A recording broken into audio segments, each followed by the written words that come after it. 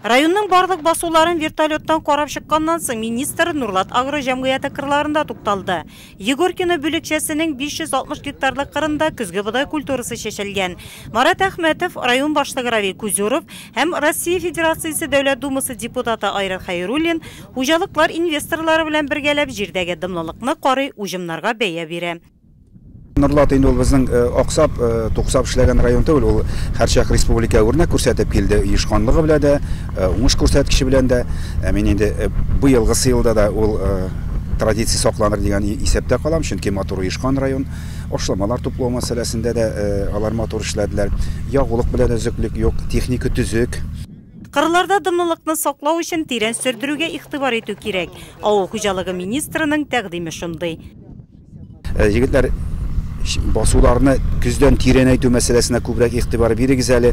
Дым өстә генә тормасын, аска таба метр катламына китсен дә, уңышка нәтиҗәләргә эшләр бәлки дип, менә шундый киңәш бирдем.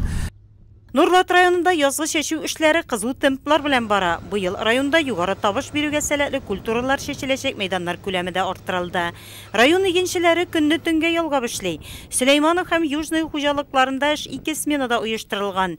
Игенчеләр 4 көндә күләмле эш башкарган. 2500-3 меңгә якын гектар суткасына чәчү барабыз. Геройлар планнарыбыз безнең 20 меңдән артык. Шулдан соң 35% чәчелде инде.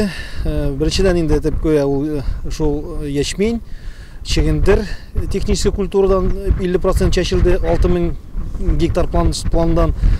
Язгы кыр эшләренең оешкан төстә башланып китүе һәм кызу темплар белән баруы Россия Федерациясе республика дәүләт бюджетыннан күрсәтелгән ярдәмгә бәйле. Бу инде ягулык майлау материалларына, ашламага үз вакытында бирелгән субсидияләр. Федераль бюджеттан авыл хуҗалыгына 216 миллиард сум акча бирелә. Әмма бу аз ди Айрат Хәйруллин. Проблема кыска срокка ташламалы кредитлар бирүдә. Субъектларга бик әз лимитлар җиткезде безнең федеральный центр дәүләт. Һәм менә бүгенге көндә безнең күп зур предприятиелар кыска кредитларны ала алмыйча калганнар.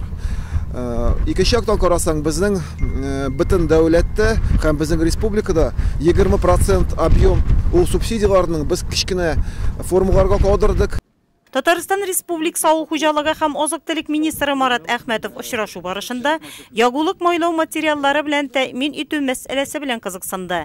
Инвесторлар сөткә бәяләр, кредит алуга, субсидия бирелүгә кагылышлы сорауларны җиткерделәр. Игенчеләр алдына язгы чәчүне 15 майга тәмамлау бурычы куелды.